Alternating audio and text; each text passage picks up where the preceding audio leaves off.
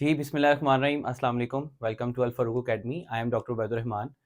और बायोलॉजी में 9th class में हमने चैप्टर नंबर 8 न्यूट्रिशन स्टार्ट किया था और लास्ट टाइम हमने 2 लेक्चर्स जो है उसके कवर कर लिए थे, 8.1 और 8.2। 8.1 के अंदर हमने न्यूट्रिशन, न्यूट्रिएंट्स की डेफिनेशन और role of nitrogen in the plants पढ़ा था कि प्लांट्स में नाइट्रोजन की रिक्वायरमेंट क्या है और क्यों चाहिए और क्या किरदार है नाइट्रोजन का। जो हमारा सेकंड लेक्चर था 8.2, उसमें हमने फर्टिलाइजर्स की इंपॉर्टेंस को डिस्कस किया था कि फर्टिलाइजर्स ऐसे केमिकल कंपाउंड्स हैं जो कि हम सॉइल में ऐड करते हैं ज़मीन की जरखेज़ी को, फर्टिलिटी को बढ़ाने के लिए। फर्टिलाइजर्स की इंपॉर्टेंस को पढ़ा था, ऑर्गेनिक और इनऑर्गेनिक फर्टिलाइजर्स में डिफरेंस देखा था। ठीक है।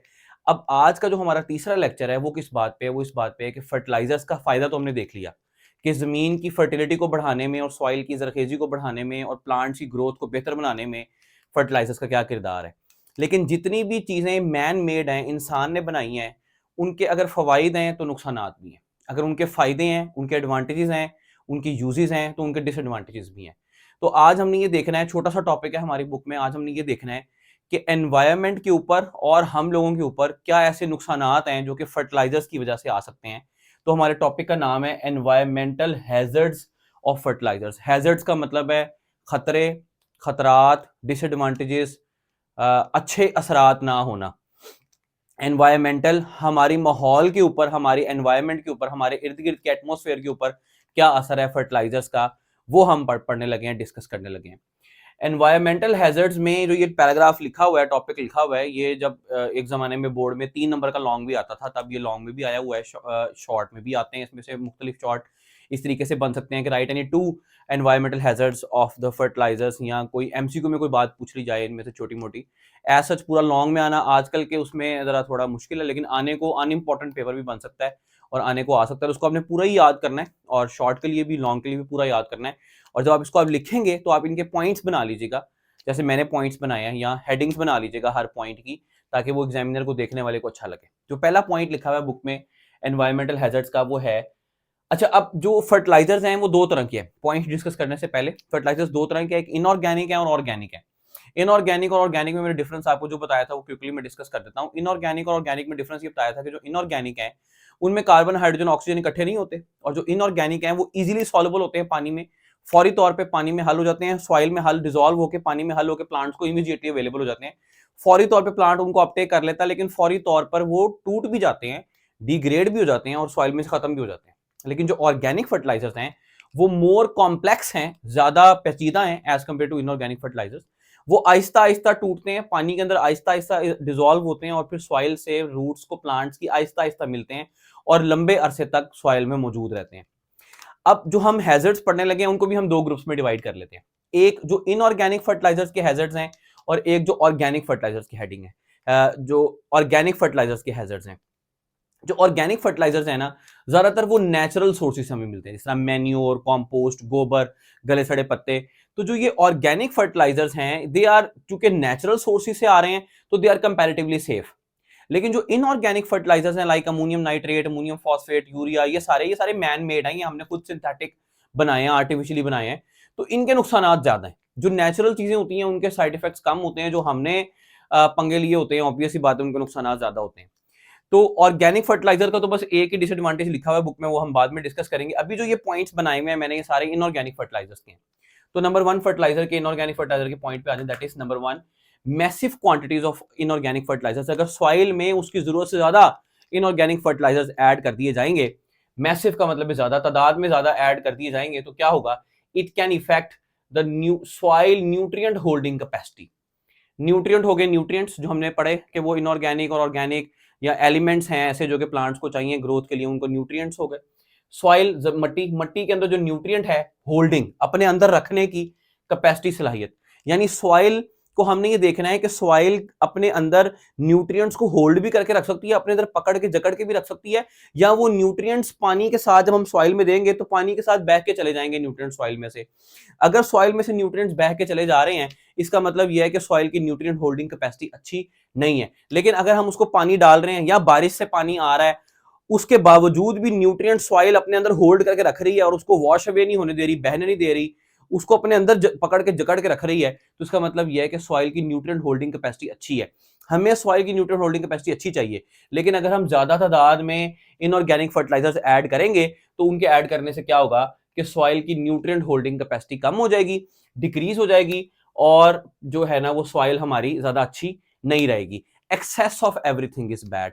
हर चीज का फायदा है, लेकिन हर चीज का अगर हद से बढ़ा दी जाएगी तो नुकसान है। मतलब ये है कि अगर मुझे कोई बच्चा, मैं हमेशा ही एग्जांपल देता हूं, अगर मुझे कोई बच्चा आके कहता है कि सर मुझे ना रात को क्रैम्प्स पड़ते हैं, तो मैं मेरे नस पे नस चढ़ जाती है, तो मैं उसे कहूंगा बेटे आप ऐसा करो, आप ना रोज एक गिलास दूध का पिया करो और साथ 2 केले जो है ना वो आप 2 केले खा लिया करो दिन के। अब वो बच्चा मेरी बात को ज्यादा सीरियस ले जाए और वो दिन के 10 गिलास दूध के पीना शुरू कर दे और 2 दर्जन केले खाना शुरू कर दे। अब इसका फायदा होगा कि नुकसान? ठीक है, अब ये फर्टिलाइजर्स हमारे लिए अच्छे थे, लेकिन एक हद तक डालने थे। जब ज्यादा क्वांटिटी में डालेंगे तो उसके नुकसान आना शुरू हो जाएंगे, उसके डिसएडवांटेजेस आना शुरू हो जाएंगे, उनके हार्मफुल एस्पेक्ट नजर आना शुरू हो जाएंगे। तो पहला पॉइंट क्या है कि massive quantities of inorganic fertilisers can decrease the soil nutrient holding capacity. Soil की न्यूट्रिएंट होल्डिंग कैपेसिटी कम हो जाएगी, number 1। Number 2, high solubilities of the inorganic fertilisers. आप लोग साथ साथ बुक की लाइन भी रीड कर लीजिएगा मेरे साथ साथ। High solubilities of inorganic fertilisers can degrade ecosystem by eutrophication. क्योंकि इनऑर्गेनिक फर्टिलाइजर्स फौरी तौर पे हल हो जाते हैं सॉइल में, इसलिए हम कह रहे हैं हाई सॉल्युबिलिटीज। जमीन में, मट्टी में, पानी में तेजी से हल हो गए, अच्छे हल हो गए, फौरी तौर पे हल हो गए। हल होने के बाद वो हमारे इकोसिस्टम को क्या कर सकते हैं? डिग्रेड कर सकते हैं, डिस्ट्रॉय कर सकते हैं, खराब कर सकते हैं। कैसे? Bye eutrophication. ये यूट्रोफिकेशन क्या है? ये यूट्रोफिकेशन हम डिटेल में चैप्टर नंबर 16 में 10th क्लास में जाकर डिस्कस करेंगे, जहां पे हम पोल्यूशन का सारा जिक्र करेंगे 10th क्लास के अंदर। अभी मैं जस्ट ओवरव्यू दे देता हूं आपको, क्योंकि एक यूट्रोफिकेशन वर्ड लिखा हुआ है और फिर हम उसके बारे में पढ़ेंगे नहीं तो वो एक माइंड में आता रहेगा कि हमें पता नहीं चला कि ये क्या है। जनरली यूट्रोफिकेशन की देख लेंगे क्या है। It is an increase in chemical nutrients in an ecosystem. एक इकोसिस्टम के अंदर अगर केमिकल न्यूट्रिएंट्स का इजाफा हो जाएगा, तादाद में ज्यादा हो जाएंगे केमिकल न्यूट्रिएंट्स, तो उस इकोसिस्टम में हम बोलेंगे कि यूट्रोफिकेशन हो गई है। अब बच्चे ये कहेंगे कि सर अगर न्यूट्रिएंट्स, केमिकल न्यूट्रिएंट्स इकोसिस्टम में ज्यादा हो रहे हैं तो ये तो अच्छी बात है, हम न्यूट्रिएंट्स तो हमें चाहिए, तो अगर केमिकल न्यूट्रिएंट्स अच्छे हो रहे हैं, ज्यादा हो रहे हैं, तो ये तो अच्छी बात है। लेकिन अच्छी बात नहीं है। देखो, जब हम ज्यादा फर्टिलाइजर्स ऐड करेंगे, ज्यादा फर्टिलाइजर्स इनऑर्गेनिक हैं, तो उनमें nitrates, ammonium nitrate, ammonium phosphates, तो ये नाइट्रेट्स और फॉस्फेट्स है ना, ये अच्छे नहीं है। जब बारिश होगी ना तो सॉइल के अंदर जो ये फर्टिलाइजर्स हैं, ये बारिश के पानी के साथ बह के चले जाएंगे, नाइट्रेट्स और फॉस्फेट्स, और जाके बह के कहां जाएंगे? कोई तालाब, कोई पानी का छप्पड़ कहीं खड़ा हो गया, कोई लेक बन गई, तो कोई तालाब बन गया, कोई पॉन्ड बन गया। अब उस पॉन्ड के अंदर नाइट्रेट्स और फॉस्फेट्स बहुत ज्यादा है, उसमें इनऑर्गेनिक न्यूट्रिएंट्स बहुत ज्यादा है। ये जो इनऑर्गेनिक न्यूट्रिएंट्स ज्यादा है ना, ये ज्यादा न्यूट्रिएंट्स फेवर करेंगे कि यहां पर जो प्रोड्यूसर्स हैं, जो autotrophic organism such as algae, cyanobacteria, वो ग्रो करें, वो उस पानी में ग्रो करना शुरू कर देंगे, एल्जी ग्रो करना शुरू कर देंगे। जब एल्जी ग्रो करेंगे तो वो उस पानी के ऊपर एक लेयर बना लेंगे, तो वो एक हरे रंग की पानी के ऊपर एक लेयर बन जाएगी, जो कि देखने में बिल्कुल भी अच्छी नहीं लगेगी। उससे ये होगा कि जो हरे रंग की लेयर पानी के ऊपर बन गई, अब अगर कोई लेक या कोई पॉन्ड पहले का था और उसमें और भी लिविंग ऑर्गेनिज्म मौजूद थे, नीचे कोई पानी में प्लांट्स भी थे, या कोई और छोटे छोटे कोई फ्रॉग्स थे, या कोई फिशिस थी, या कोई और ऑर्गेनिजम्स भी थे एनिमल के उस पानी के अंदर, तो क्या होगा? जब एल्जी उसके ऊपर लेयर बना लेगी पानी के ऊपर, तो सनलाइट पानी के अंदर से पेनिट्रेट नहीं कर सकेगी, जिसकी वजह से जो नीचे के प्लांट्स है पानी के अंदर, वो फोटोसिंथेसिस नहीं कर सकेंगे। जब वो फोटोसिंथेसिस नहीं करेंगे तो प्लांट्स मर जाएंगे। तो जो नीचे के ऑर्गेनिजम्स हैं, जो कंज्यूमर्स हैं, जो उन प्लांट्स को खा के अपनी जिंदगी गुजार रहे थे, तो जब प्लांट्स मर जाएंगे तो वो भी मर जाएंगे। तो नीचे के सारे ऑर्गेनिजम्स क्या हो जाएंगे? डेड। अब उन डेड ऑर्गेनिजम्स को डिकम्पोज करने के लिए बैक्टीरिया आएंगे। जब बैक्टीरिया उनको डिकम्पोज करेंगे तो वो सारे पानी की ऑक्सीजन को कंज्यूम कर लेंगे। जब वो सारे पानी की ऑक्सीजन को कंज्यूम कर लेंगे तो जो कोई और लिविंग ऑर्गेनिज्म पानी में बच गया था जिंदा, वो भी मर जाएगा। यानी सारे के सारे मर गए। तो वो पूरे का पूरा इकोसिस्टम क्या हो गया? फारिग हो गया। वो पूरे का पूरा इकोसिस्टम खराब हो गया, डिग्रेड हो गया। किस तरह खराब हुआ? पहले उस इकोसिस्टम के अंदर नाइट्रेट्स और फॉस्फेट्स, जो कि इनऑर्गेनिक न्यूट्रिएंट्स हैं, उनका इजाफा हो गया। एक्सेसिव एनरिचमेंट हो गई इनऑर्गेनिक न्यूट्रिएंट्स की उस पानी के अंदर, इकोसिस्टम के अंदर। अगर इंक्रीज इन केमिकल न्यूट्रिएंट्स हो रहा है इन एक्वेटिक इकोसिस्टम, पानी वाले इकोसिस्टम के अंदर, तो दिस इज कॉल्ड यूट्रोफिकेशन। इससे होगा क्या? पानी के ऊपर एल्जी की लेयर बन जाएगी, सनलाइट पेनिट्रेट नहीं करेगी, नीचे के सारे ऑर्गेनिज्म मर जाएंगे, उनकी डिकम्पोजिशन होगी, बैक्टीरिया उनको डिकम्पोज करेगा, ऑक्सीजन सारी कंज्यूम कर लेगा, पानी के अंदर कुछ भी नहीं बचेगा। बल्कि उल्टा, जब डिकम्पोजिशन होती है, कोई चीज गलती सड़ती है, तो कितनी बदबू आती है, कितनी गंदी स्मेल आती है, तो वहां से स्मेल भी आना शुरू हो जाएगी इस पानी से, और उसकी लुक भी बड़ी खराब लगेगी, गंदी लगेगी। तो ये सारे का सारा जो अमल प्रोसेस हुआ है, दिस इज यूट्रोफिकेशन। जो हमने फर्टिलाइजर्स डाले थे, उसके न्यूट्रिएंट्स बह के चले गए, और उसकी वजह से हमारा जो है ना वो ये सारा काम खराब हो गया। तो सेकंड पॉइंट क्या है, the high solubilities of inorganic nutrients can degrade our ecosystem by eutrophication. What is eutrophication? Eutrophication अगर आपको आता, आप इतना ही लिख रहे हैं, बड़ी बात है। Increase in chemical nutrients in an ecosystem. अगर आप ये लिख दें excessive enrichment of inorganic nutrients in an ecosystem, तो और भी अच्छी बात है। अगर आप लिख दें excessive enrichment of inorganic nutrients in an aquatic ecosystem, तो और भी अच्छी बात है। अगर आप इतना भी लिख देते हैं तो भी ठीक है, लेकिन कॉन्सेप्ट पूरा याद रखना है जो मैंने आपको समझाया। ये बात फिर दोबारा से डिटेल में 10th क्लास में आएगी, फिर दोबारा से सेकेंड ईयर में आएगी। जब तक हम ये पढ़ते रहेंगे, एफएससी में बायोलॉजी पढ़ते रहेंगे आप, तब तक ये बातें आपको पीछे छोड़ती रहेंगी, तब तक आपके पीछे चलती रहेंगी साथ साथ, जब तक आप यूनिवर्सिटी में नहीं पहुंच जाते। तो यूट्रोफिकेशन वाली बात होगी। 2 पॉइंट्स हो गए। पहला ये कि मैसिव क्वांटिटीज इनऑर्गेनिक की हमारी न्यूट्रिएंट होल्डिंग कैपेसिटी को, सॉइल को इफेक्ट करती हैं। दूसरा, इस जो ये फौरी तौर पे हल होता है, ये हमारा डिग्रेड कर सकता है इकोसिस्टम को यूट्रोफिकेशन के जरिए। तीसरे पॉइंट पे आते हैं। थर्ड पॉइंट है जी, the storage and application of nitrogen fertilisers, यानी इनऑर्गेनिक फर्टिलाइजर्स है। अब उस नाइट्रोजन फर्टिलाइजर में यूरिया भी आ जाएगा, अमोनियम नाइट्रेट, अमोनियम फॉस्फेट, कोई भी अमोनियम सल्फेट, कोई भी जो ऐसा फर्टिलाइजर जिसमें नाइट्रोजन है, ऐसे तमाम फर्टिलाइजर्स जिनमें नाइट्रोजन है उनको बोलते हैं नाइट्रोजन फर्टिलाइजर्स। स्टोरेज हमने स्टोर करके रखे हुए थे, बेशक वो बोरियों में बंद थे, थैलों में बंद थे, या एप्लीकेशन हमने सॉइल में डाल दी नाइट्रोजन फर्टिलाइजर, उससे क्या होगा? इट कॉजेज एमिशन निकलेगी of green house gas nitrous oxide. Nitrous oxide का फॉर्मूला है N2O। N2O, ठीक है, नाइट्रस ऑक्साइड का फॉर्मूला है N2O, ठीक है, N2O। Emission of green house gas, green house gas निकलेगी। ग्रीन हाउस क्या है? ये आप लोगों ने सुना होगा कि हमारी दुनिया का जो टेम्परेचर है वो बढ़ता जा रहा है, ग्लोबल वार्मिंग हो रही है, पूरी दुनिया का टेम्परेचर बढ़ रहा है, सर्दियों का ड्यूरेशन कम होता जा रहा है, गर्मियों का ड्यूरेशन बढ़ता जा रहा है। आगे आने वाले दिनों में तो हमें लोगों को बताना पड़ेगा, दिखाना पड़ेगा कि भाई हमारे पास स्वेटर हैं, देखो हम ऐसे ही नहीं कर रहे, हमारे पास हैं पहन के। बेशक हम पहने ना, लेकिन हम निकाल लेंगे कि यार हम लोगों को दिखा सकेंगे हमारे पास स्वेटर हैं, क्योंकि गर्मी इतनी है, गर्मी रहती है नवंबर के मिड तक, और उसके बाद फिर 1-1.5 महीने की सर्दी आती है, और फिर जनवरी के मिड से फिर मौसम खुला, और फिर 2 महीने के बाद फिर गर्मी शुरू हो जाती है। तो क्या है, ग्लोबल वार्मिंग हो रही है। ग्लोबल वार्मिंग क्यों हो रही है? उसके बहुत सारे साइड इफेक्ट्स, उसके बहुत सारे रीजन हैं कि क्यों हो रही है ग्लोबल वार्मिंग। उनमें से एक रीजन है green house effect. Green house effect क्या है कि हमारी अर्थ के इर्द गिर्द कुछ गैसेस हैं जिन्होंने ब्लैंकेट बना ली है। हमारे अर्थ के इर्द गिर्द कुछ गैसेस हैं जिन्होंने ब्लैंकेट बना ली है, अपने इर्द गिर्द एक लेयर बना ली है। फॉर एग्जाम्पल यहाँ पे बना लेता हूँ, ये हमारी फॉर एग्जाम्पल अगर अर्थ है, तो अर्थ के इर्द गिर्द एक गैसेस ने लेयर्स बना ली है, ब्लैंकेट बना ली है। उस ब्लैंकेट बनाने की वजह से क्या हो रहा है कि जो सूरज की रोशनी है, वो सनलाइट और हीट इस ब्लैंकेट में से क्रॉस करके इस जमीन तक तो आ रही है, लेकिन जब ये टकरा के वापस जाने लगती है तो इसकी एनर्जी कम हो जाती है, और ये टकरा के वापस एटमॉस्फेयर से इस ब्लैंकेट से निकल के बाहर नहीं जा पा रही। उससे क्या हो रहा है कि जो हीट सनलाइट जो जमीन के अंदर आ रही है, अंदर तो आ रही है लेकिन बाहर नहीं जा पा रही। उससे क्या हो रहा है कि अंदर का टेम्परेचर बढ़ता जा रहा है। तो जो ये ब्लैंकेट बनाई है वो किसने बनाई है? वो ग्रीन हाउस गैसेस ने बनाई है। वो ग्रीन हाउस गैसेस बहुत सारी हैं, मीथेन, ओजोन, ये वो, लेकिन उनमें से एक जो ग्रीन हाउस गैस है उसका नाम है नाइट्रस ऑक्साइड। Nitrous oxide. तो वो ये कहता है कि अगर नाइट्रोजन फर्टिलाइजर्स हम यूज करते हैं, स्टोर करते हैं, अप्लाई करते हैं सॉइल के ऊपर, तो it can cause emission of green house gas. इससे ग्रीन हाउस गैस निकलेगी, जिस ग्रीन हाउस गैस का नाम है नाइट्रस ऑक्साइड। और इस नाइट्रस ऑक्साइड के बढ़ने से तो ये ग्रीन हाउस की ब्लैंकेट है वो और मोटी होगी, और अंदर ही गर्मी रहेगी और बाहर नहीं जा पाएगी हीट, जिसकी वजह से हमारा अर्थ का टेम्परेचर और बढ़ना शुरू हो जाएगा। 3 पॉइंट्स हो गए। चौथे पॉइंट पे चलते हैं। Ammonia gas is emitted from inorganic fertilisers. जो inorganic fertilisers like urea, ammonia, ammonium nitrate, इन सब में ये सब अमोनिया से ही बने हुए हैं, और जब ये टूटते हैं तो अमोनिया गैस निकलती है। अमोनिया गैस का फॉर्मूला है NH3। Ammonia gas is very pungent gas, बड़ी सूंघने में खतरनाक किस्म का जो है ना, बड़ी टीजिंग स्मेल है उसकी, बड़ी गंदी स्मेल है।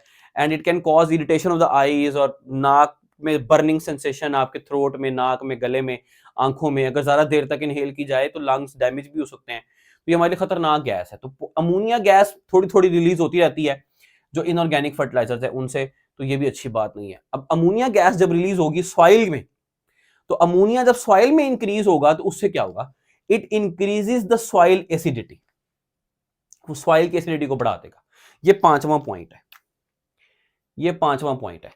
Ammonia gas is emitted from the inorganic fertilisers, ये 4th हो गया। और 5वां क्या है कि जो ये अमोनिया गैस इनऑर्गेनिक फर्टिलाइजर से निकलेगी, एक तो एयर में जाएगी, दूसरा सॉइल में जाएगी। जो सॉइल में आएगी उससे क्या होगा? It will increase the soil acidity, acidic हो जाएगी सॉइल। एसिडिक का मतलब क्या है? ये बात आप लोगों ने केमिस्ट्री में डिस्कस की होगी, पीएच की, अगर नहीं भी की तो सुन लें जितनी पीएच कम होती है 7 से उतनी पीएच एसिडिक होती है, और जितनी 7 से ज्यादा होती है उतनी बेसिक होती है, और 7 पे न्यूट्रल होती है। और जितनी एक इलाके में एक जगह में हाइड्रोजन आयन की कंसंट्रेशन ज्यादा होती है उतनी पीएच एसिडिक होती है। यानी इसका मतलब ये हुआ कि अगर हाइड्रोजन आयन बढ़ेंगे तो पीएच कम होगी और एसिडिक होगी, और अगर हाइड्रोजन कम होंगे तो पीएच ज्यादा होगी और बेसिक होगी। ठीक है, तो हाइड्रोजन आयन के बढ़ने से पीएच क्या हो जाएगी? एसिडिक। सिंपल बात समझ रहे हैं कि हाइड्रोजन आयंस के बढ़ने से पीएच क्या हो जाएगी? एसिडिक। अब अमोनिया अगर सॉइल में आएगा तो उससे सॉइल क्या हो जाएगी? एसिडिक। वो कैसे? अगर हमने यूरिया डाला फॉर एग्जांपल सॉइल के अंदर, उससे अमोनिया बन गया। अब जो अमोनिया बना, ये अमोनिया कन्वर्ट होगा सॉइल में अमोनियम में, अमोनियम आयन। अमोनियम है NH4+1। कैसे होगा? ये सॉइल में से एक हाइड्रोजन लेगा और अमोनियम में कन्वर्ट हो जाएगा। लेकिन प्लांट जो है ना, प्लांट चाहता है कि मुझे ना नाइट्रेट्स दो, NO3-1 की फॉर्म में दो नाइट्रोजन। तो जो ये अमोनियम है ना, ये नाइट्रेट की फॉर्म में कन्वर्ट होना चाहेगा। जब अमोनियम नाइट्रेट में कन्वर्ट होगा ना, तो ये अपने अंदर से हाइड्रोजन को निकालेगा। तो हर अमोनियम जो नाइट्रेट में कन्वर्ट होगा उससे 2 हाइड्रोजन निकलेंगे। कैसे? एक सीरीज ऑफ स्टेप्स है, रिएक्शंस है, कॉम्प्लेक्स रिएक्शंस है, वो भी हम नहीं समझ रहे। हम मैं जस्ट आपको ब्रीफली एक्सप्लेन कर रहा हूं, जो कि ये भी आप लोगों की जो है ना वो स्कोप से बाहर है, लेकिन फिर भी मैं आप लोगों को एक्सप्लेन कर रहा हूं कि यूरिया हमने डाला सॉइल में, वो अमोनियम में कन्वर्ट हो गया, अमोनियम ने हाइड्रोजन लिया, अमोनियम आयन में कन्वर्ट हो गया, अमोनियम आयन से 2 हाइड्रोजन निकले तो वो नाइट्रेट में कन्वर्ट हो गया। अब 2 नाइट्रोजन निकल रहे हैं ना, हर बारी जब ये काम होगा तो हाइड्रोजन आयन बढ़ते जाएंगे सॉइल के अंदर। जब हाइड्रोजन आयन बढ़ते जाएंगे, इसका मतलब ये है कि एसिडिटी बढ़ती जाएगी, और इसका मतलब ये है कि पीएच कम होती जाएगी। ठीक है, तो हाइड्रोजन आयंस के बढ़ने से सॉइल की एसिडिटी क्या हो जाएगी? बढ़ जाएगी। तो पहला पॉइंट हो गया, मैसिव क्वांटिटीज अगर हम ऐड करते हैं तो सॉइल की न्यूट्रिएंट होल्डिंग कैपेसिटी कम हो जाएगी। दूसरा हो गया कि इसकी जो हाई सॉल्युबिलिटी है, इनका degrade ecosystem by eutrophication. Eutrophication is the increase in the chemical nutrients of an ecosystem. तीसरा हो गया स्टोरेज एंड एप्लीकेशन। अगर हम करते हैं नाइट्रोजन फर्टिलाइजर्स की, तो इन नाइट्रोजन फर्टिलाइजर से ग्रीन हाउस गैस निकलती है, इसका नाम है नाइट्रस ऑक्साइड। फोर्थ हो गया, अमोनिया गैस भी निकलती है नाइट्रोजन फर्टिलाइजर से और इनऑर्गेनिक फर्टिलाइजर से। अमोनिया गैस खतरनाक है, पंजेंट है, हमारी सेहत के लिए अच्छी नहीं है। अमोनिया गैस जब सॉइल में आएगी तो it causes the increase in the soil acidity. वो कैसे? कि अमोनिया में हाइड्रोजन ऐड होगा, अमोनियम बनेगा, अमोनियम 2 हाइड्रोजन निकालेगा, नाइट्रेट बनेगा। ये जो हाइड्रोजन बढ़ रहा है, इससे सॉइल क्या हो जाएगी? एसिडिक। ठीक है, अब ये छठा पॉइंट है यहां पर, 6th पॉइंट। मैंने नंबरिंग थोड़ी सी जरा कर दी थी गलत। 6th पॉइंट है हमारे पास, pest problems arise by increasing their reproduction rate. मतलब क्या होगा? मतलब ये जो फसलों को नुकसान पहुंचाने के लिए कीड़े हैं ना, कि दुम्बी सिटी लग गई, ग्रास हॉपर लग गया, कोई सुंडी लग गई, कोई और 100 तरह के इंसेक्ट्स हैं जो कि फसलों को नुकसान पहुंचा सकते हैं। All the insects that are harmful for our crops, all the insects that can damage our plants are called pests. ऐसे इंसेक्ट्स जो हमारी फसलों को नुकसान पहुंचा सकते हैं, तबाह कर सकते हैं, डैमेज कर सकते हैं, नुकसान पहुंचा सकते हैं, ऐसे इंसेक्ट्स को हम बोलते हैं पेस्ट्स। पेस्ट्स प्रॉब्लम्स क्रिएट हो जाएंगी। वो कैसे क्रिएट होंगी? By increasing the reproduction rate, यानी पेस्ट ज्यादा रिप्रोड्यूस करना शुरू कर देंगे, और पेस्ट ज्यादा रिप्रोड्यूस करेंगे तो वो ज्यादा हमारी फसल को खा जाएंगे। अब पेस्ट ज्यादा रिप्रोड्यूस क्यों करने लग गए? जब हमने फर्टिलाइजर्स ऐड किए सॉइल के अंदर तो ज्यादा पैदावार हुई। जो जो लीव्स आए वो बड़े बड़े आए, जो स्टेम आए वो जूसी आए, थिक आए, मोटे मोटे आए, तगड़े आए। फसल ज्यादा हो गई। जब फसल ज्यादा हुई तो उनको खाने वाले भी ज्यादा हो जाएंगे। जब उनको कीड़े, उनको फसल ज्यादा मिली कीड़ों को, तो वो ज्यादा खाए, उन्होंने ज्यादा खाया, उन्होंने ज्यादा रिप्रोड्यूस किया, तो जो इंसेक्ट्स थे, पेस्ट थे, उनकी तादाद भी बढ़ गई। अब जब उनकी तादाद बढ़ी, उससे क्या हुआ कि जो तादाद बढ़ी, वो जो फसल ज्यादा बड़ी थी वो उनको खा गए। तो बेशक हमारी फसल ज्यादा हुई, लेकिन जो नेट फसल हमारे पास आएगी, जो नेट यील्ड आएगी, वो कम हो जाएगी। क्यों? क्योंकि जो हमारे पेस्ट थे वही हमारी फसल को खा गए। तो फर्टिलाइजर्स ऐड करने से ना सिर्फ जो क्रॉप्स हैं उनके प्रोडक्शन में इजाफा हो रहा है, बल्कि उनके साथ साथ जो पेस्ट हैं जो उस क्रॉप को, फसल को खा जाएंगे, उनकी तादाद में भी इजाफा हो रहा है। तो मतलब ये कि इन द लॉन्ग रन नुकसान ही हो गया। तो ये बात हो गई। इसीलिए अब यहां पे इसका हल लिखा हुआ है कि इन सारी चीजों से अगर आप बचना चाहते हो कि ये ना हो, emission of green house gas ना हो, अमोनिया गैस ना हो, सॉइल एसिडिक ना हो, न्यूट्रिएंट होल्डिंग कैपेसिटी सॉइल की कम ना हो, यूट्रोफिकेशन ना हो, पेस्ट ना बढ़े, तो क्या करें? तो क्या करें फिर? अगर ये न्यूट्रिएंट्स, इन सारे इफेक्ट से बचना चाहते हैं फर्टिलाइजर्स के, तो क्या करें? सॉइल की न्यूट्रिएंट रिक्वायरमेंट को मेजर करें, कैलकुलेट करें। इसके लिए प्रॉपर तरीके हैं, प्रॉपर मेथड्स हैं, प्रॉपर इनकी कैलकुलेशंस हैं, फॉर्मूलाज हैं, जिनके जरिए हम कैलकुलेट कर सकते हैं कि न्यूट्रिएंट्स कितने ऐड करने हैं, फर्टिलाइजर कितने ऐड करने हैं सॉइल में, सॉइल की रिक्वायरमेंट के हिसाब से, जरूरत के हिसाब से। Nutrient requirement of the crop and nutrient content of the soil must be calculated. Soil में न्यूट्रिएंट पहले कितने हैं और मजीद कितने ऐड करने हैं, और जो फसल हमारी ग्रो कर रही है उसकी न्यूट्रिएंट रिक्वायरमेंट क्या है, उसको कौन कौन से न्यूट्रिएंट्स ज्यादा अच्छी तरीके से चाहिए और कितनी मिकदार में चाहिए, ये हमें कैलकुलेट करना पड़ेगा। तभी हम उतने ही फर्टिलाइजर्स ऐड करेंगे। तो उतने ही फर्टिलाइजर जब हम ऐड करेंगे तो हमारी फसल पूरी उठा लेगी, अपटेक कर लेगी, सॉइल में कुछ भी नहीं बचेगा। जब सॉइल में कुछ नहीं बचा तो ये सारे साइड इफेक्ट्स नहीं आएंगे, बचत हो जाएगी। लेकिन अनफॉर्चुनेटली इन पाकिस्तान हम लोग इस बात का ख्याल नहीं रखते कि हम पहले मेजरमेंट करें कि सॉइल की कितनी रिक्वायरमेंट है, क्रॉप को कितनी चाहिए, कौन से न्यूट्रिएंट्स चाहिए। हम बस अंदाजे से डाल देते हैं, मुट्ठी भरी और डालना शुरू कर दिया किसान ने। उसको क्या पता बेचारे को कि कैलकुलेट करना है कि नहीं करना। लेकिन बाहर के ममालिक में जहां पे फार्मिंग होती है प्रॉपर, वहां पर ये प्रॉपर तरीके से कैलकुलेट होती है चीज के भाई कितना डालना है और कितना नहीं डालना। ठीक हो गया। लास्ट जो बात है वो ऑर्गेनिक फर्टिलाइजर्स के साइड इफेक्ट्स हैं। ऑर्गेनिक फर्टिलाइजर्स के हार्मफुल एस्पेक्ट्स हैं कि ऑर्गेनिक फर्टिलाइजर्स ज्यादा होने की वजह से, एक्सेसिव होने की वजह से क्या डिसएडवांटेजेस आ सकते हैं, क्या नुकसान आ सकते हैं। ऑर्गेनिक फर्टिलाइजर्स की वजह से दो बातें। Excessive amounts of organic fertilisers can lead to nitrate leaching. Leaching का मतलब क्या होता है? नाइट्रेट तो ये हो गया, ये प्लांट को चाहिए था, हम चाहते थे ये सॉइल में रहे, ये प्लांट का बड़ा फेवरेट है नाइट्रेट। प्लांट नाइट्रेट को चाहता है कि नाइट्रोजन मिले, मुझे किससे मिलेगी? नाइट्रेट से। लेकिन लीचिंग क्या है? Leaching is loss of water soluble nutrients from the soil. अगर जमीन से पानी में हल होने वाले न्यूट्रिएंट्स बह के चले जाएंगे और खत्म हो जाएंगे, लॉस हो जाएगा उसका, नहीं बचेंगे सॉइल के अंदर, तो इसको बोलते हैं लीचिंग। नाइट्रेट लीचिंग का मतलब यह है कि जो ये सॉल्युबल न्यूट्रिएंट यहां पे मैंने लिखा है ना, ये सॉल्युबल न्यूट्रिएंट की जगह नाइट्रेट लगा लो। Loss of nitrate from the soil, soil में से नाइट्रेट खत्म होता जा रहा है, this is called nitrate leaching. तो जब हम एक्सेसिव ऑर्गेनिक फर्टिलाइजर्स ऐड करेंगे तो नाइट्रेट लीचिंग होगी। अब किस तरह से होगी नाइट्रेट लीचिंग, ये भी अगेन एक लंबा चौड़ा टॉपिक है, तो एक अलग ही जो है ना वो कटा खुल जाएगा, इसलिए हम नहीं अभी फिलहाल उसको डिस्कस कर रहे। इतनी बात हम याद रख रहे हैं कि excessive amounts of organic fertilisers can cause nitrate leaching. Leaching का मतलब पता होना चाहिए, लीचिंग का मतलब क्या है? लीचिंग का मतलब है loss of the nutrients, loss of nitrate. Nitrate खत्म हो रहा है, सॉइल में से खत्म हो रहा है। कैसे गया? पानी के साथ बह के चला गया या किसी भी तरह से खत्म हो गया, खत्म हो रहा है। एंड और दूसरा क्या होगा? Run of soluble organic compounds. और भी जो ऑर्गेनिक कंपाउंड्स होंगे जमीन के अंदर जो कि अच्छे थे, न्यूट्रिएंट्स थे, फायदेमंद थे, वो भी पानी के साथ बह के चले जाएंगे, वो भी खत्म होते जाएंगे। रन ऑफ का मतलब है वो भी खत्म हो जाएंगे, उनका भी लॉस हो जाएगा, वो भी बह जाएंगे और वो भी प्लांट्स को अवेलेबल नहीं रहेंगे। तो जो ऑर्गेनिक फर्टिलाइजर्स हैं वो सेफ हैं, उनका कोई खास ऐसा नुकसान नहीं है। तो थोड़ा सा है वो ये कि it causes nitrate leaching and run of the soluble organic compounds. बाकी जो मेन साइड इफेक्ट्स हैं वो इनऑर्गेनिक न्यूट्रिएंट्स के हैं, वो सारे मैंने यहाँ पे डिस्कस कर दिए हैं। अगर आप लोगों को बात समझ में आ गई है तो वीडियो को लाइक कर दें, चैनल को सब्सक्राइब कर दें, आगे अपने फ्रेंड्स के साथ शेयर करें, अपने स्कूल फेलोज के साथ शेयर करें। और अगर कोई बात समझ में नहीं आई तो कमेंट्स में नीचे पूछ लें। अंटिल नेक्स्ट टाइम, अपना ख्याल रखें। अल्लाह हाफिज़।